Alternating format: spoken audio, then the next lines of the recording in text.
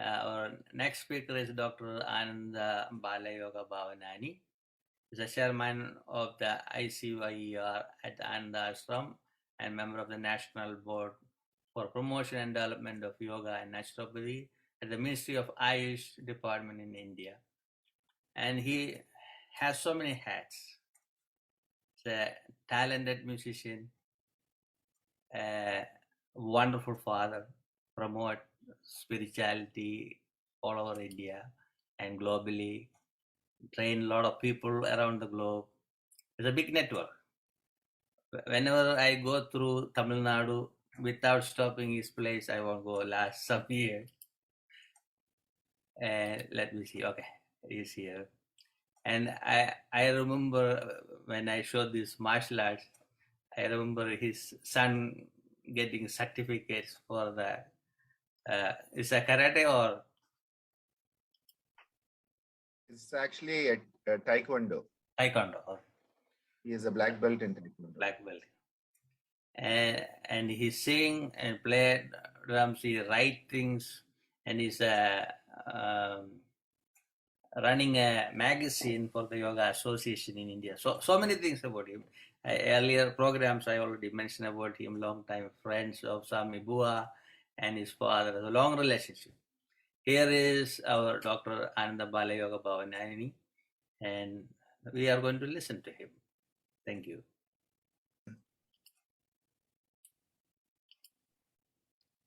Namaste, swagatam, vanakkam, bonjour, buongiorno, buonasera, buonanotte, buia more, boreda, kia ora, salamat pagi, salom, depending on which part of the world you are from. Greetings from this part of the world, Pondicherry, South India. Whenever my dear Dileepji, Guruji tells me, he says, can you join us? My answer is always yes. And today, the stars worked out that we can find time together, which is beautiful. And then I have been seeing the wonderful events going on since the beginning of February. The whole of the month, he's been doing so many events with so many of our eminent personalities in yoga, spirituality, intercultural dialogue, interreligious dialogue, all these aspects. And when he asked me, he said, can you talk something about what is happening with COVID and some of our experiences? So I thought it would be wonderful to share these experiences because the world for the past 2 years, we have been all running around like headless chickens because nobody knows what to do. No one knows what is the answer. Nobody knows what is the way forward. So everybody is using trial and error strategies, be it individuals, be it societies, be it governments. What we have been doing is try this method, see if it succeeds. It doesn't succeed, try another method. If it doesn't succeed, try another method. So this is how we have been living the past 2 years. On top of this, so many confusions. Is COVID something serious or not? Is it real or not?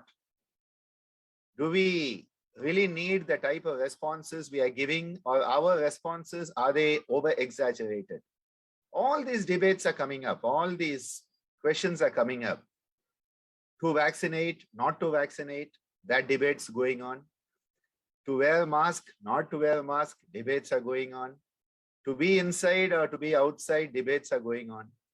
But I think the most important aspect I would like to stress today is ultimately health is our own responsibility. Our health is our responsibility, not somebody else's responsibility. So what we need to understand is it is not for the government to keep us healthy. It is not for the doctors to keep us healthy. It is not for the World Health Organization to keep us healthy. It is for us as an individual to make choices that will help us maintain health, sustain health, and regain health. So if we are not healthy, we need to regain it. Once we have it, we need to maintain it. And that state has to be constantly sustained by non-stop, uninterrupted self-effort. Maharishi Patanjali tells us, Abhyasa should be uninterrupted. Uninterrupted Abhyasa.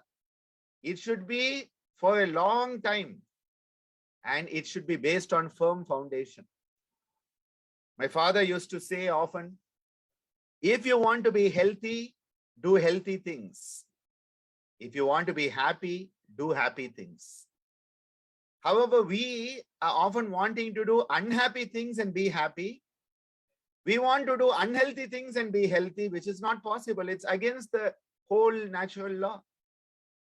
COVID has given us that opportunity to once again ask ourselves, what can I do to be healthy? What can I do to help my family be healthy? What can I do to help my society be healthy and the whole of humanity be healthy? Now, health is not just the absence of disease. It is a state of well-being.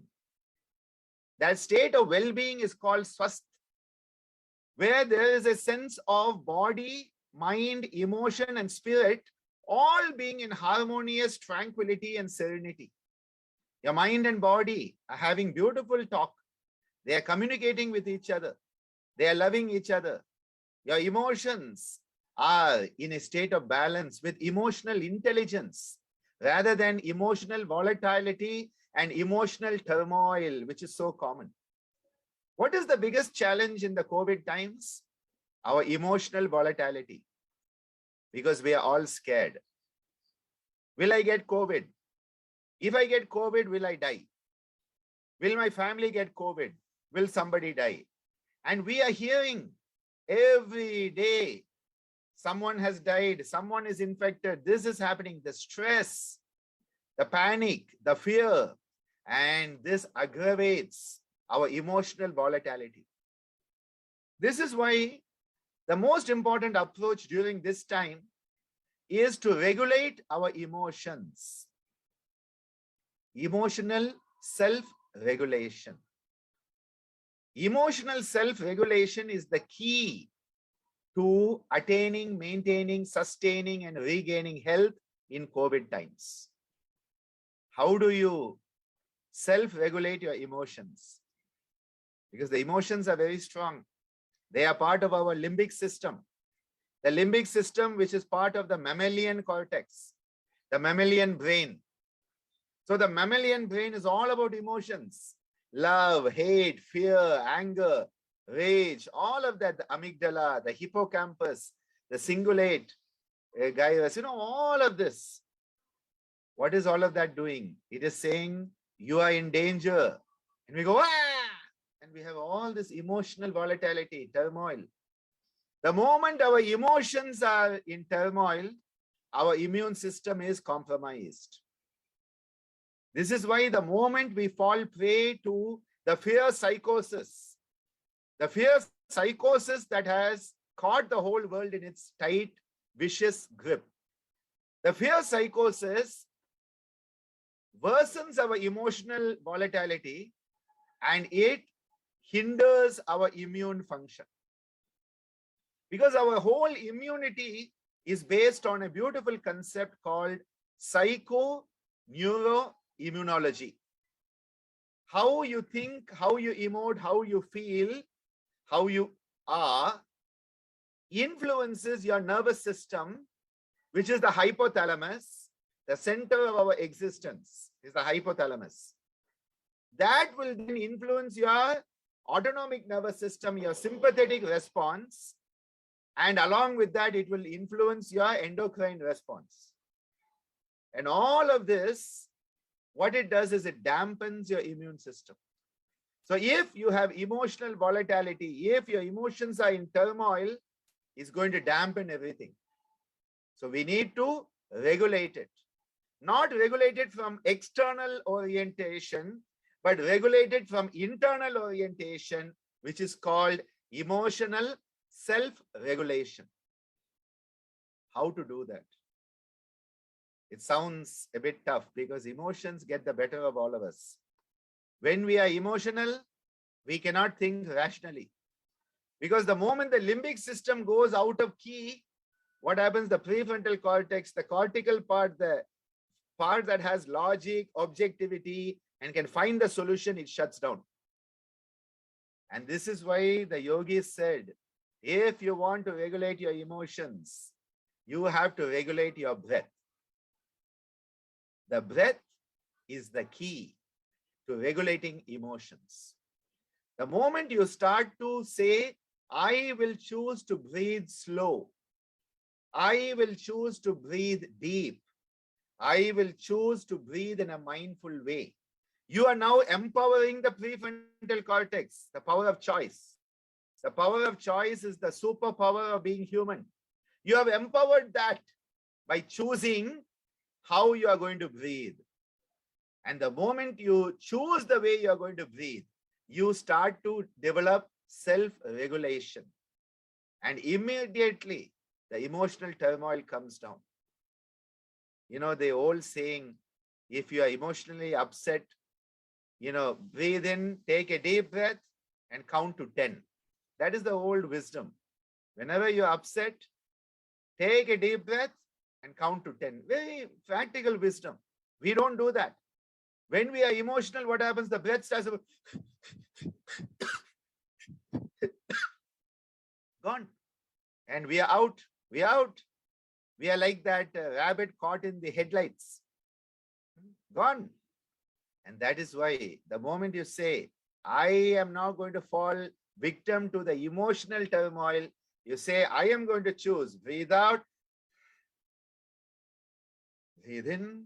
2, 3, 4, 5, 6. Breathe out. 2, 3, 4, 5, 6. The moment you start slowing your breath down like this, suddenly the prefrontal cortex takes over. The higher cortical capacities of being human take over, and you realize, why are you getting upset about this? Why are you getting panicky? Just do the right thing and all will be fine. As my father used to say, do the first things first, the last things will take care of themselves. What is it I need to do right now? What is it I need to do in this situation?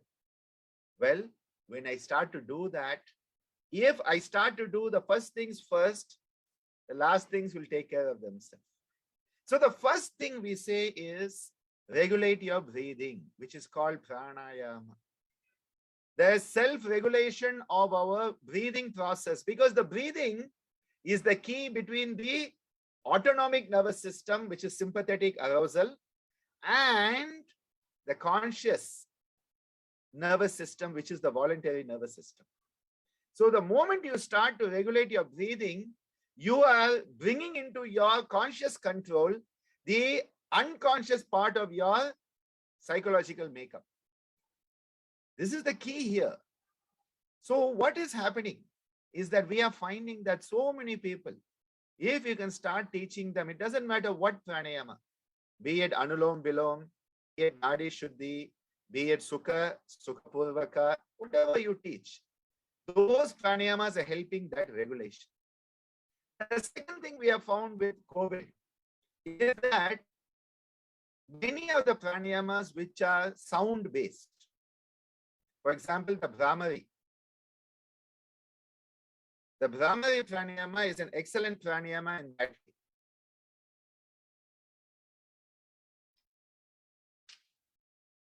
I hope my line is clear now. I think there was a short. Yeah, now it's clear. Yes. Yeah. The Brahmari pranayama is a good example where we use the sound, the humming sound. When we use the humming sound of the bee, or we do the Pranava pranayama in our tradition where we use the the akaranada, the ukaranada, makaranada, bringing it together into the omkaranada.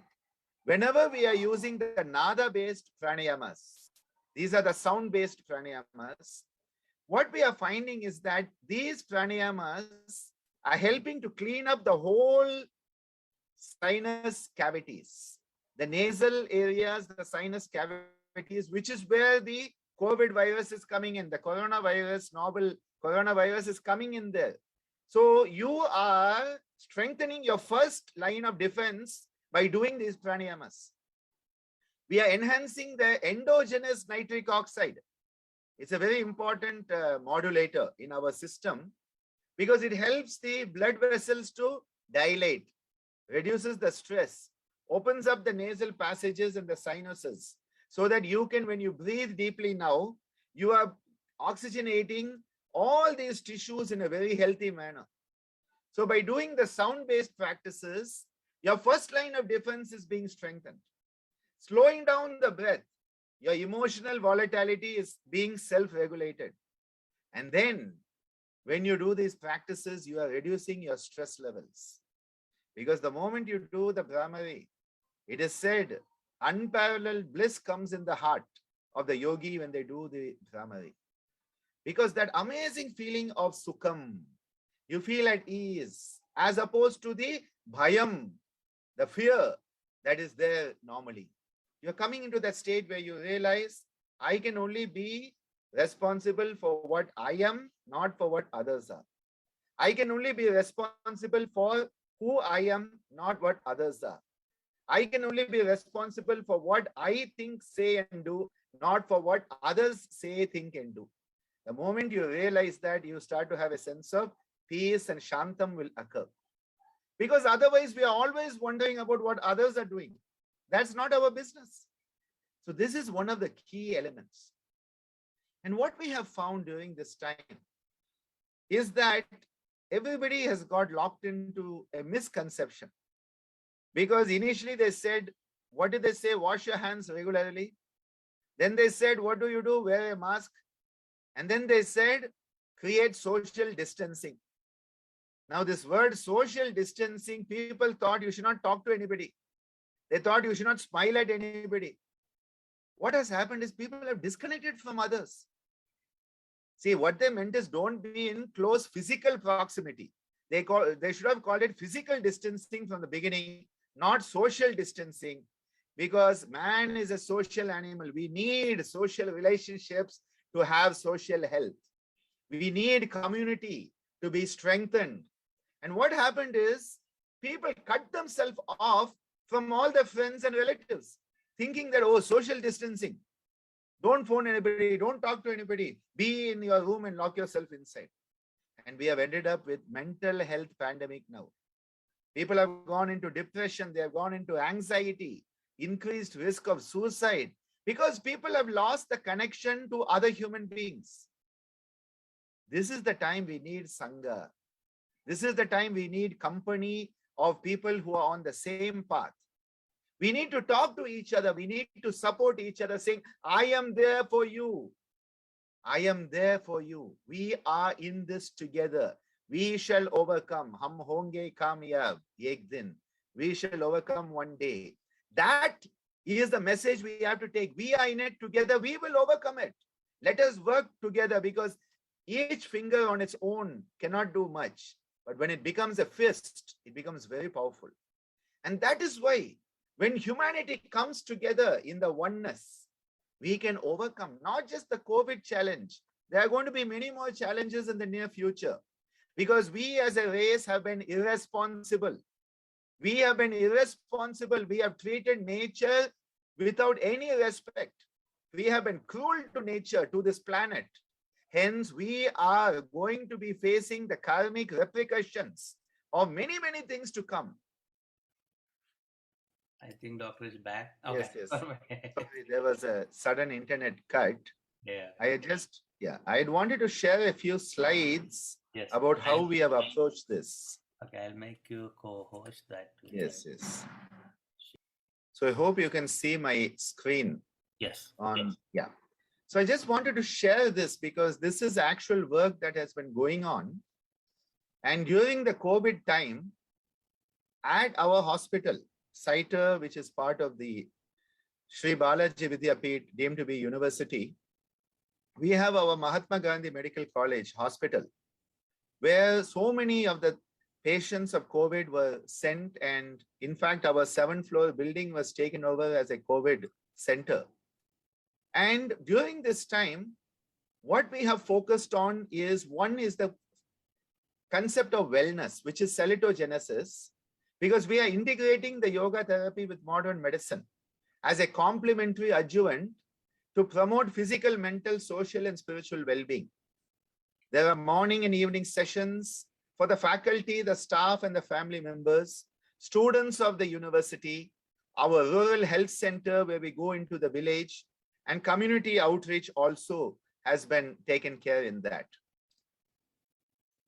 You can see how during this time, the students, either physically, those when possible, in between, when the numbers are not so much, we have had the sessions, or online, giving the sessions for the students.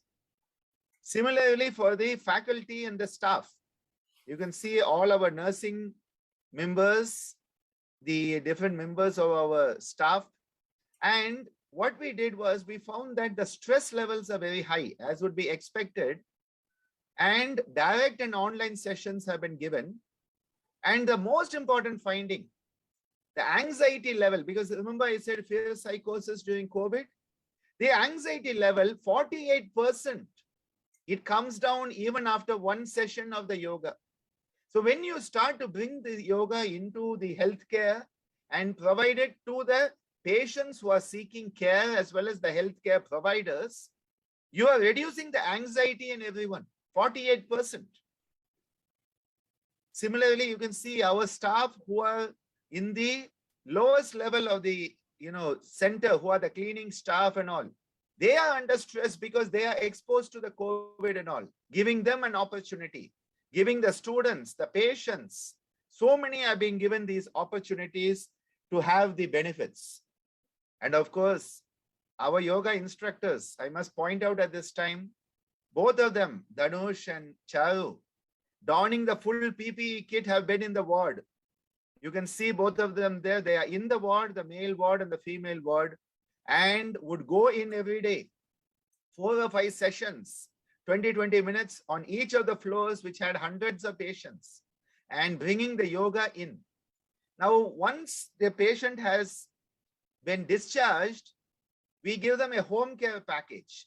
So through the online sessions, they can be at home and they can be having online consultation, online session. So one is when they are in the hospital during the acute illness, and then once they are discharged and go home, then they can have that home package to help them regain the health and wellness.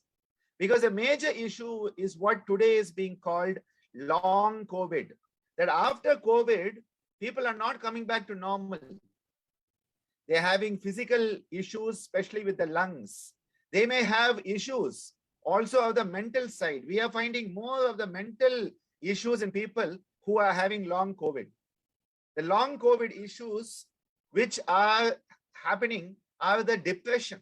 Lot of depression is coming in as a long COVID. Lot of inability to sustain the breath is coming in. And many cardiac issues, musculoskeletal issues are coming in at that time also. And in order to take it to everyone, we created a separate Facebook page where we have the self-care, and our staff, our research scholars, our faculty are giving these amazing sessions for self-care. So one is you give it in person. Second is use the online opportunity that we all have. And this is why I just wanted to share this with you, because when we can take in to the actual clinical setting, the yoga, because people may not be able to come to the yoga center, but they are in the hospital. From the hospital, they are discharged and they go home. So when we can take the yoga right to their doorstep, or rather to their computer screen, once you can take yoga there and you can give them this opportunity to self-regulate. Remember, emotional self-regulation is the key. How do you produce emotional self-regulation? By self-regulation of the breath. And then how do you facilitate healing? You facilitate healing through yogic relaxation. When you give the person yoga-based relaxation, you are helping the relaxation response to come in. Earlier I said stress. When stress is there, you have the stress response. The stress response will prevent healing. Stress retards healing. Relaxation facilitates healing. So stress response, then you want the relaxation response instead of stress response. And when you facilitate the relaxation response, the healing response will be brought into play. So we want to move from stress response to relaxation response. And through the relaxation response, we move into the healing response. This is what is being done. And so many people are benefiting. And this is why, once again, I would like to say at this time that it is our responsibility, anybody who has knowledge of yoga, it is our responsibility to share it in a responsible manner with others at this time. Not saying, oh, I will cure everything. No, I'm not talking of curing. I'm talking of healing. There's a big difference, curing and healing. Curing is the focus that modern medicine takes. Cut out the tumor, you have cured the person. Yoga is not talking about curing. It is saying healing the person, creating that sense of wholesomeness. Healing is when you once again feel, I am a wholesome human being. You are becoming that Purna Purusha once again, rather than that scattered non-human breakdown that we become. You're helping the person put the pieces together. And this is why we need yoga more than ever. Not just the techniques of yoga, the philosophy of yoga, the psychology of yoga, and the spirituality of yoga is required at this time in human history for the sake of humanity to overcome this challenge, for us all to come together as one humanity. And in that, we will show that we can overcome not just the COVID challenge, but any challenge that will come in time to come. I would like to thank my dear Guruji Dileepji for this opportunity to share these thoughts on COVID and what's happening now. I have been giving hundreds of online sessions. I have completed 108 sessions twice for people, continuing now my 84th Saturday session. Every Saturday I give a session, 84 weeks without a break, and so many chances to support my yoga family worldwide. We are a big family. We have to support each other. We have to stand together. And when we are united, remember, when we are united, we are strong. So thank you so much. Dhanyavadaha. Thank you, Dr. Ananda. You brought this global well-being. You are not limited to one area. You are made up really bring really universal consciousness, actually. Yeah. I am so happy you did the yoga exercise during the COVID. A lot of people had a fear, even medical people here had a fear. I remember when COVID started in the world, I was traveling to India. I landed there, and the airport, they asked, oh, where are you coming from? From America. Okay, you are fine. You can go. I said, what is going on? But there's no COVID that time in America. Then I spent 6 weeks in India, cancel last 2 weeks program, came back next day, airport closed. Nobody's checking on me, nothing. I was fine walking out. Then big problem happening. Then we don't know what to do. Everything shut down.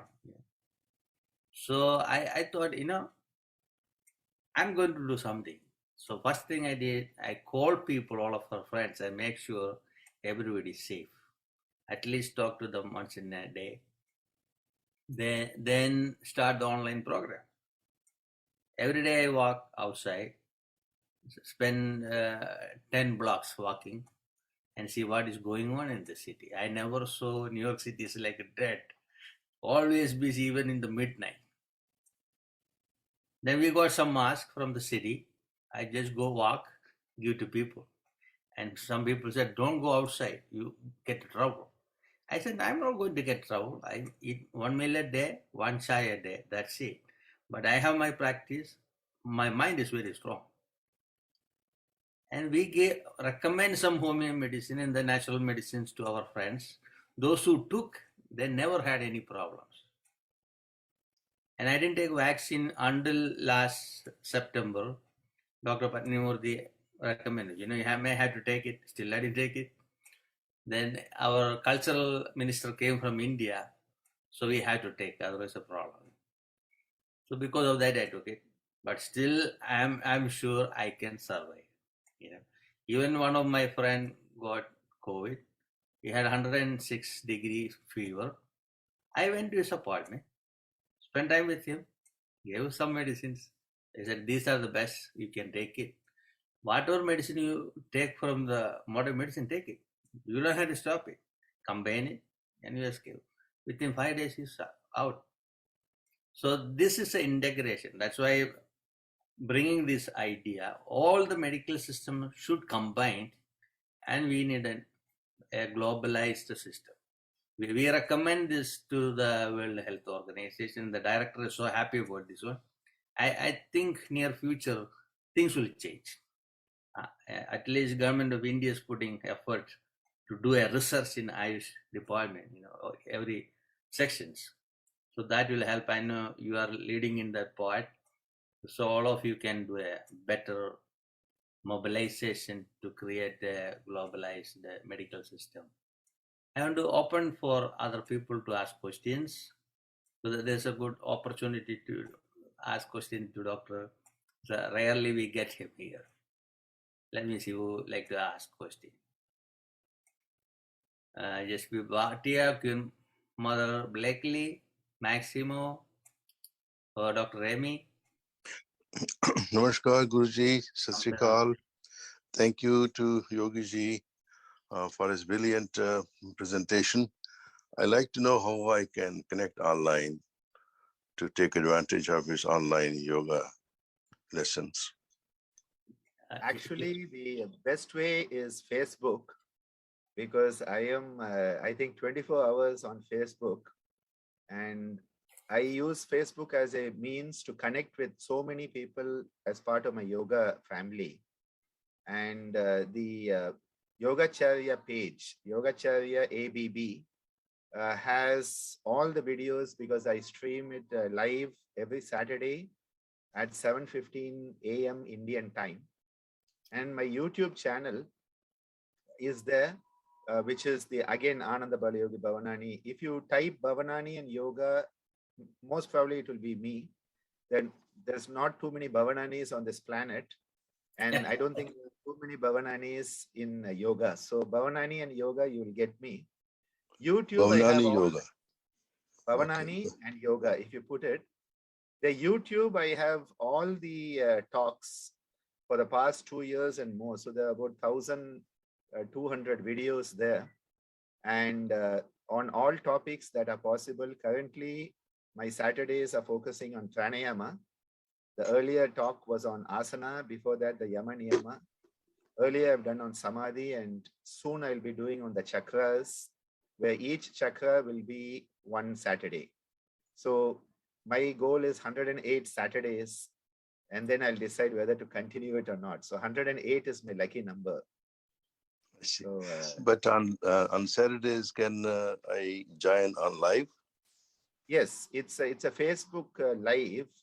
So okay, I see.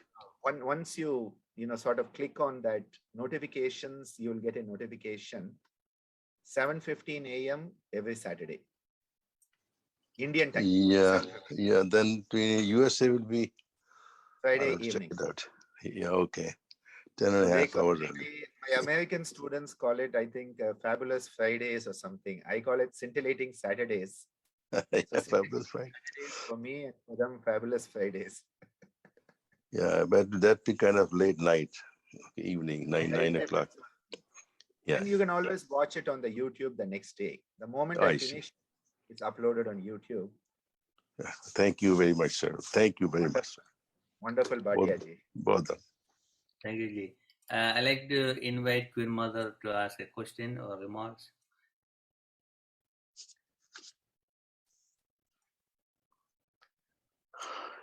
You and Guruji You're very special to us. I had the opportunity of speaking in the UN, and it's about 5 minutes. I wanted everyone to hear what Queen Mother said in the General Assembly, February 16th, and we sent you the link now. And I mentioned Interfaith, so they know that you're busy.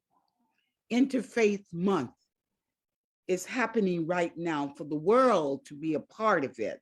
So I just sent you the video from the web TV of the United Nations to share with others. And if you be so kind, Queen Mother was working on the link for you to share it. Beautiful, beautiful. Thank you so much. Thank you so much. Thank you, Queen Mother. Yeah. Blessings upon you. And again, thank you to our dearly beloved brother for all of your blessings and your lessons with the youth. I adore you for teaching the children truth. Blessings. So Queen Mother one day will go to India and visit his place. You have to see the place. Can't wait. I can't wait. When I saw the children, I was into the movement with life force and the spiritual and the culture of a people enduring through the spirituality of life. Beautiful. Dr. Children are truly the treasure. The children are our treasure. Dr. Remy. Namaste, everybody. Peace and blessings to you all. Good morning, good afternoon, good evening, brothers and sisters. My sincere apologies that I joined the program late, so I wasn't able to catch what was being discussed at the beginning. But I did go on Brother Ambai's page on Facebook quickly, and I see the the work that he's doing, and I look forward to joining some of your yoga sessions online. May I ask, are these certificate courses or just general, anyone can join at any time? Actually, most of my talks people can join anytime and people can benefit. And we also have some certification programs. Currently, 2 programs are going on. One on the yoga of sound, Nada Yoga, which is the 3rd module, and another one on pranayama. And we are looking forward to creating a new one. And there are 8 or 10 online programs available by recordings, which I've completed in the last 2 years with handouts and other stuff.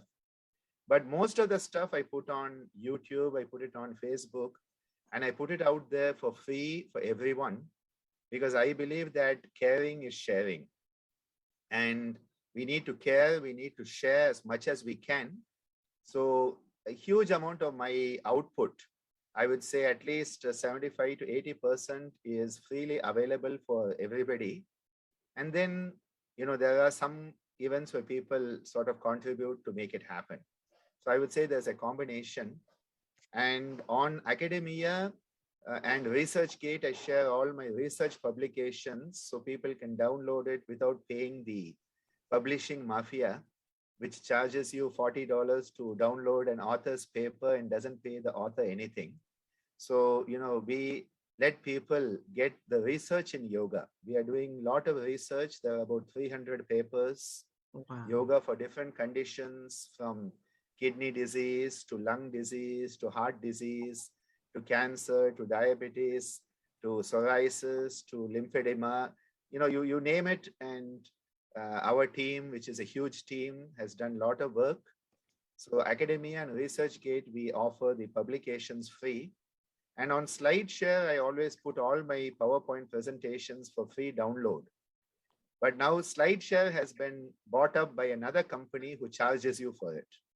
So they want to charge me to download my video, my PPTs. It's all big business ultimately. So I tell people, if you find something on the net and you need a copy, just send me a message, and within 24 hours, you'll have a copy of it if I have a copy with me. Thanks. Thank you so much for your good work. So Remy also going to come to India very soon. Very soon. I was supposed to come with you 2 years ago. Yeah. So everything changed. Yes. Like they invite Reverend Massimo Perino. I think, I think what happens is Guruji is going to bring a huge contingent the next time he comes. I may have to arrange a chartered flight. Absolutely, why not? So many friends, the world has truly become much, much closer these days. And the very fact that all of us can connect this way online from so many different countries, I think it is a miracle. So though COVID has so many negatives, so much of suffering, so much of loss, I think the biggest gain is we have realized we can all connect to each other much more easily than ever before. It's a big lesson, a big lesson. Reverend Massimo. Hello to everybody. And thank you, Dr. Ananda. And I wanted to express my agreement about what you said and summarize in one point, because I think that the oldest tradition in man is the most important factor is the human spirit. That is obviously in all the tradition. And actually, as L. Ron Hubbard, the founder that I'm representing, the Church of Scientology, said several times, and from a scientific viewpoint, the only truly therapeutic agent in this universe is the spirit. There is another thing that need to be said with this statement, which is if, let me do a comparison. Regarding the body, our body, today we know almost everything. We can change the liver, we can change the heart, we can change anything. We are pretty much, we master the body. We know everything about the anatomy of the body.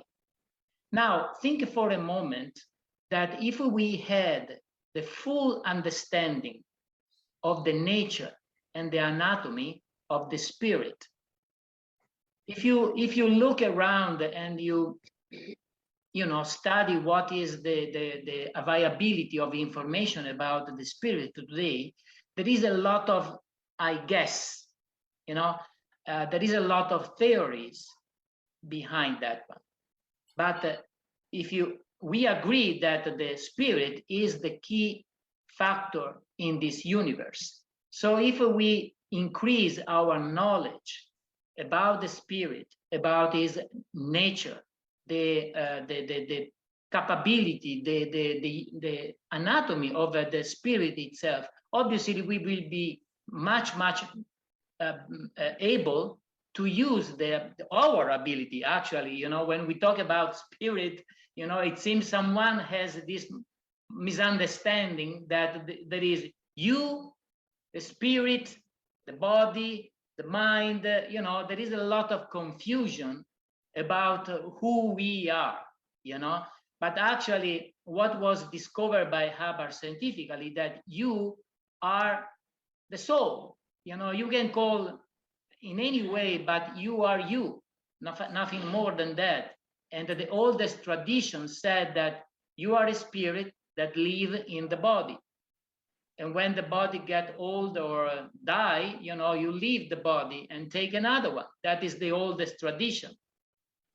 Or now, as I said, any kind of therapy, any kind of method will work much better if we knew a little bit more about the anatomy and the nature of the human spirit. And I wanted to tell, because this is my job, not to convince anybody or to try to preach anybody, but just to give the information to everybody that there is knowledge, as we never had before, about the nature of the spirit, which is you. And that was the work of L. Ron Hubbard. Thank you. And I know Ron Hubbard brought this Asian theology in his books very clearly. He wrote it. That is why I admire his writings. Some people are asking me, "Oh, why you are supporting?" I said, if somebody did good thing, I had to admire, right? That is our wisdom, how we grew up, Okay, thank you, Reverend. I like to ask Dr. Sujita Walsal, ask a question or comments.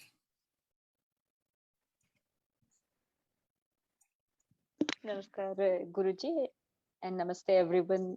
Bhavanani ji, it's nice to be connected to you. You have a lot of positive aura around you, and you create a lot of positivity around. And nicely said that if we cannot change the world, we should change ourselves, and that's the biggest point today. Thank you so much for me. I'll join your sessions and learn more. Thank you. Great. Thanks for your blessings. Idapala.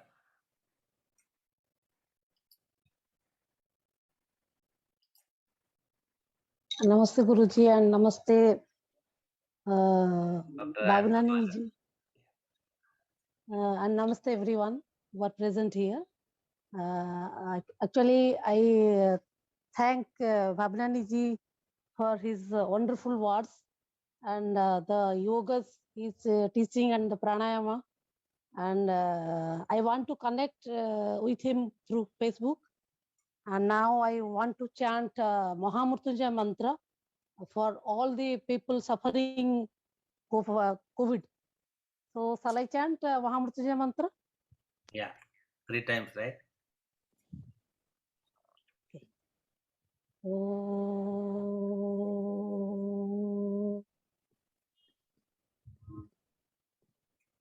Om. Om.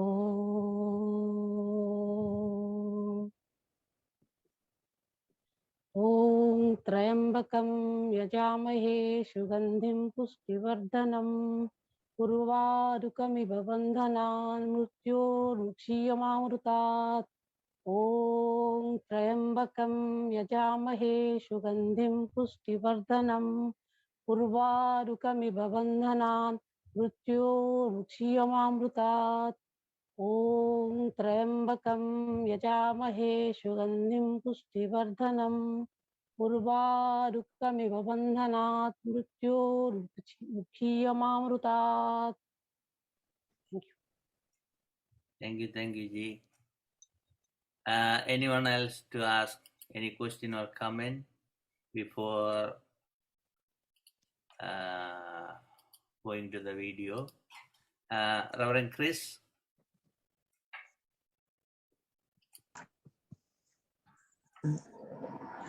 Good morning, everyone. Namaste. Wonderful to talk about COVID.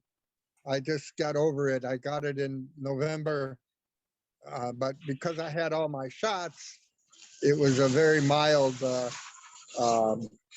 COVID, and it was just a cough. And in 4 weeks, I was able to get over it. And I'm very grateful, though, that my son, who's never been sick all his 30 years of his life, all of a sudden got very sick. And wasn't because of the COVID, but because his kidneys were falling apart. But until he got COVID, nobody knew anything was going on. So now they can work to fix, get his kidneys working back up to par. So anyhow, with more yoga practice and things like this now, I'm going to do a lot more exercise and other programs. So thank you, everyone. Beautiful programs today, and still I'm going to listen and watch more. Thank you, thank you, thank you. Thank you, Reverend Chris. So Dr. Ananda Balayogi Bhavanani brought the one main point: keep your immunity in high level. That is important. He is a medical doctor in the modern medicine. He's a yoga therapist, the naturopath, on and on and on. He said this, immunity. We all the yogis say immunity, prana. All other is secondary. Dr. Padmini Murthy also said in the beginning of the program, immunity. So Those who are online, I see more than 350 people are watching the program. Practice yoga every single day. Make part of your life. That is very important. It shows, he's one of the example, Dr. Ananda Balayogi Bhavanani, because his parents were yoga teachers. So as a small child born as a yogi and living in yoga and teaching yoga, promoting yoga, that is his life. That's an example for everybody to look at. I'm so happy Dr. Ananda Balayogi Bhavanani joining and blessing us. And if you have time, 28, our last day, anytime, just pop up. I will join you for sure. Perfect. Because what you are doing is a great service for humanity.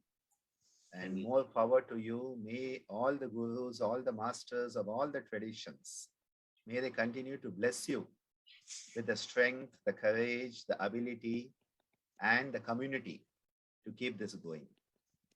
Thank you. Being part of the World Yoga community.